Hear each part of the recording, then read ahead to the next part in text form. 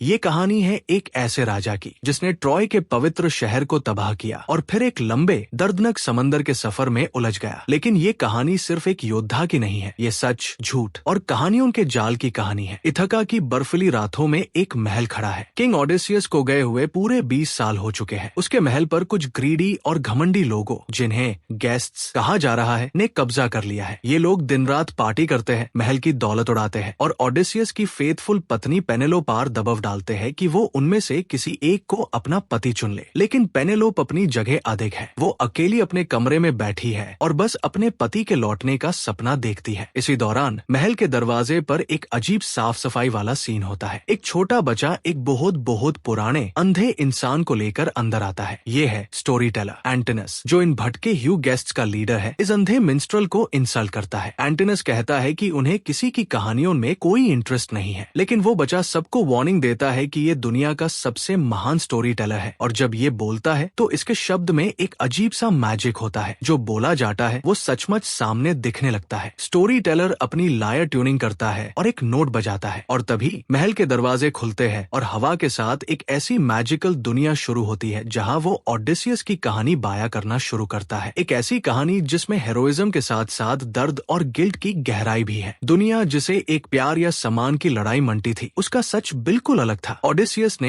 एक विशाल लकड़ी का घोड़ा ट्रोजन हॉर्स बनवाया। उसके अंदर सेना के लोग आधे डूबे हुए अंधेरे में सांसें रोकर छुप छाप बैठे थे। जैब ट्रॉय के लोगों ने उस घोड़े को एक तोहफा समझकर अपने शहर के अंदर खींच लिया। तब रातों रात उस 10 साल पुरानी लड़ाई का अंत हो गया। लेकिन इस जीत की खुशी में कोई जश्न नहीं था। स्टोरी टेलर दिखता है कि कैसे एक वाइन सेलर के अंधेरे में ओडेसियस ने कुछ बचे ह्यू ट्रोजन्स का सामना किया। वहाँ एक छोटे बच्चे ने जब उससे पूछा कि क्या वो एक हीरो है, टैब ओडेसियस ने जो जवाब दिया वो पूरी फिल्म का कोर मैसेज बन जाता है। Listen to me, I am going to speak to you like a grown up. There are no heroes, there never were. Odysseus को समझ आ चुका था कि वॉर में कोई जीता नहीं है, सब हारते हैं। वो बस वहाँ से लूट का थोड़ा समन लेता है और अपने घर इथका की तरफ निकल पड़ता है। लेकिन उसका ये सफर उसे सीधा समंदर के सबसे खौफनाक इम्तिहानों में ले जाता है। सफर के दौरान ओडेसियस और उसके साथी एक सुनसान और ब्लीक आइलैंड पार उतरते हैं। खाने की तलाश में वो एक विशाल गुफा के अंदर जाते हैं, लेकिन वो गुफा किसी आम जानवर की नहीं बल्कि एक 60 फुट लंबे एकांक वेल मॉन्स्टर साइक्लॉप्स पॉलीफेमस की होती है। साइक्लॉप्स गुफा का रास्ता एक भरी पत्थर से बंद कर देता है और एक एक करके सेना के सदस्यों को उठाकर कछा चबाना शुरू कर देता है। ये सीन काफी डार्क और टेंशन से भरा है, लेकिन यहाँ ओडेसियस अपनी फिजिकल ताकत नहीं बल्कि अपनी बुद्धि और माइंड गेम्स का उसे करता है। वो साइक्लॉप्स को एक स्ट्रॉन्ग लोकल वाइन पीने के लिए देता है। जैब साइक्लॉप्स पूछता है कि उसका नाम क्या है, तो ओडेसियस बहुत ही चालाकी से कहता है, my name is known, I am known. वही वाइन पाईकर मॉन्स्टर बेहोश हो जाता है। उसके बाद ओडेसियस और उसके बचे हुए साथी एक गम लकड़ी के दांदे से उसकी एकमात्र आंख को फोड़ देते हैं। जब दर्द से चिल्लाट ह्यू साइक्लॉप्स के बाकी राक्षस साथी बाहर आकर पूछते हैं कि उसे किसने मारा, तो पॉलीफेमस चिल्लाता है, नो वन हैज ब्लाइंडेड मी। ये सुनकर बाकी राक्षस वापस चले जाते हैं, ये सोच कर कि वो पागल हो गया है। लेकिन इस जीत के बाद जब वो लोग भेदों के पेट के नीचे छुपकर समंदर की तरफ भाग रहे होते हैं, टैब ओडेसियस का घमंड जागता है। ये वही गलती थी जो आने वाले समय में उसके पूरे सफर को एक शैप कर्स में बदलने वाली थी। साइक्लॉप्स के बाद जहाज एक और अजीब आइलैंड पार पहुंचता है, लोटस आइलैंड। यहाँ का माहौल बहुत हाई हिप्नोटाइजिंग है। यूरिलोकस और बाकी साथी जब यहाँ के पैलेस में एंटर करते हैं तो वहाँ उनका स्वागत ऐसी सुंदर और सेडक्टिव ऑटो द्वारा किया जाता है जो उन्हें लोटस फ्रूट और वाइन देती है। लेकिन इस खाने और आराम के पीछे एक भयानक सच छिपा होता है। जैसे ही सेना के लोग वो खाने लगते हैं, उनके शैरब पार ब्रिसल्स बाल उगने लगते हैं, उनके फेसेस बादल जाते हैं और वो सचमुच सुवार पिग्स में कन्वर्ट होकर कीचड़ में घूमने लगते हैं। यहाँ एंट्री होती है इस आइलैंड की मलिका सर्स की। सर्स कोई आम औरत नहीं है, वो एक शेप शिफ्टर है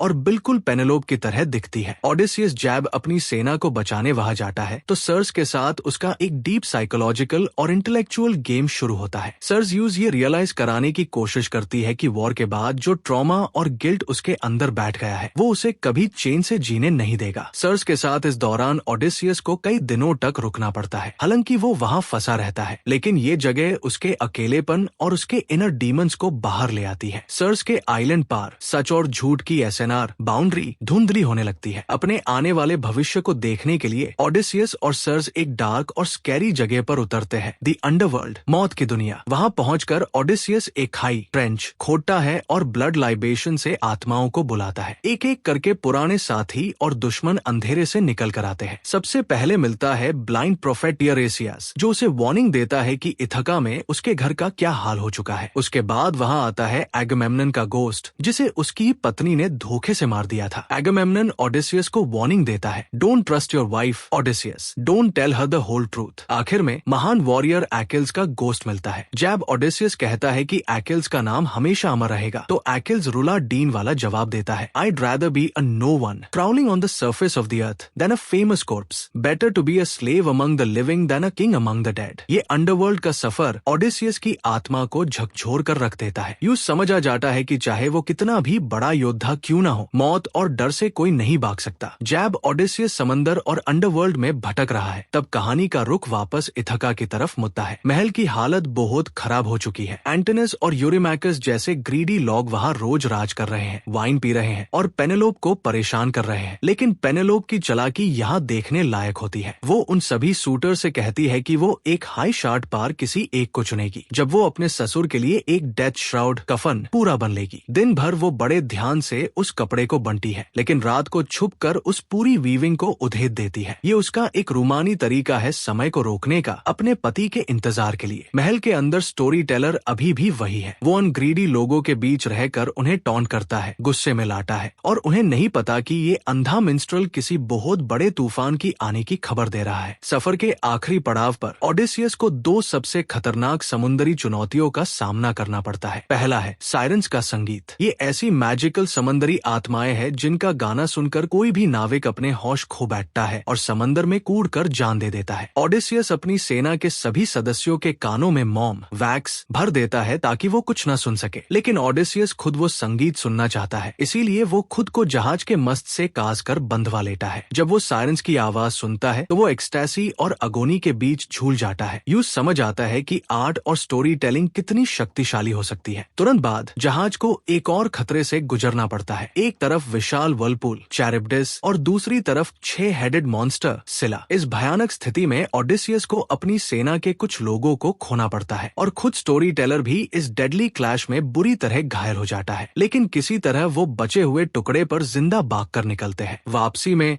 ओडेसियस वही अंधे स्टोरी टेलर के रूप में एक भिखारी की तरह अपने ही महल इथका की दहलीज पर पहुंचता है। कोई उसे नहीं पहचान पाता सिवाय पुराने डॉग आर्गस के, जो उसे देखते ही पहचान लेता है और डैम तोड़ देता है। महल के अंदर अब आखिरी मुकाबला शुरू होता है। पेनेलोप एक आर्चरी कॉन्टेस्ट रखती है। वो सारे ग्रीडी शूटर्स के सामने ओडेसियस का पुराना भरी धनुष रखती है और कहती है कि जो इस धनुष की डोरी खींचकर 12 कुल्हादियों के छेड़ से टीयर निकल देगा, वही नया राजा बनेगा और वही पेनेलोप को जीतेगा। एक एक करके सारे शूटर्स कोशिश करते हैं, यहाँ तक कि एंटोनस और यूरिमाकस भी फेल हो जाते हैं। कोई उस धनुष को हिला तक नहीं पता। तब वो अंधा स्टोरी टेलर आगे आता है और कहता है कि क्या उसे भी एक मौका मिल सकता है। सभी लोग हंसने लगते हैं, पर जैसे ही वो धनुष उठता है, सबकी हंसी रुक जाती है। वो बिना किसी कोशिश के टीयर छोड़ता है, जो सीधा 12 कुल्हादियों के छेड़ से निकलकर सीधे पेसैंडर की आंख में लगता है। महल में सन्नाटा छा जाता है। टीयर चलाने के बाद वो अंधा स्टोरी टेलर अपना भेष उतार देता है और वहाँ खड़ा होता है असल किंग ओडेसियस अपने बेटे टेलेमकस के साथ। महल के दरवाजे बंद कर दिए जाते हैं। यहाँ से शुरू होता है फिल्म का सबसे ब्रूटल, खूनी और सिनेमैटिक एक्शन सीक्वेंस। ओडेसियस और टेलेमकस मिलकर एक एक करके उन सारे द्रोही शूटर्स को मौत के घाट उतार देते हैं। आग लग चुकी है। महल एक इन्फर्नो अग्निकुंड बन चुका है और हर तरफ लाशें गिर रही है। एंटोनस और यूरिमाकस अपनी जान बचाने के लिए भागते हैं, लेकिन उन्हें कोई रास्ता नहीं मिलता। ओडेसियस अपने हर एक पाप, हर एक साल के दुख और अपने परिवार के अपमान का बदला एक एक करके लेता है। ये कोई हेरोइक हॉलीवुड फाइट नहीं है, ये एक रॉ और अनफॉरगिविंग जस्टिस है जो उस महल की मिट्टी में लिखी जा चुकी थी। सारे दुश्मन मारे जाते हैं, महल खाली हो चुका है और आखिरकार ओडेसियस का सामना होता है अपनी पत्नी पेनेलोप से। लेकिन कहानी यहाँ खत्म नहीं होती। पेनेलोप अभी भी पूरी तरह से शांत है। वो ओडेसियस का टेस्ट लेती है। वो उनके मैरिटल बेडरूम की सीक्रेट कहानी और उस ऑलिव ट्री की बात करती है जिसके ऊपर उनका बेड बना था। एक ऐसी बात जो सिर्फ असली ओडेसियस हाई जान सकता था। जब ओडेसियस अपना असली रूप दिखता है और दोनों एक दूसरे को गले लगाते हैं, तब समझ आता है कि सफर चाहे कितना भी लंबा